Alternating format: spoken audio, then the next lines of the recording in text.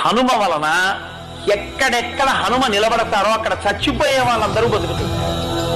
అది ఆనాడు కాదు, ఆనాడు అన్నారు బ్రహ్మగారు, ఈయన ఎక్కడుంటాడో అక్కడ మంగళం, ఈయన ఎక్కడుంటాడో అక్కడ శుభం.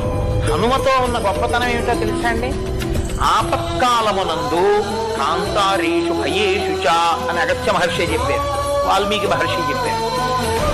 భయం వేసినప్పుడు చేతిలో చీపురు పుల్ల కూడా లేకపోతే వేలుతో హనుమ అని రాసి అక్కడ నిలబడి హనుమని నమ్మి స్తోత్రం చేసేరని ఉన్నారు పెద్దలు, ఎంతో మంది ఉన్నారు ఆయన చేత రక్షణ పొందిన.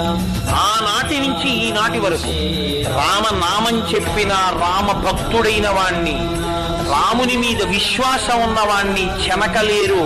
హనుమ సర్వదా కాపాడుతుంటారు అలాంటి వాళ్ళని. వాళ్ళ జోలికిడితే ప్రమాదాలు వస్తాయి.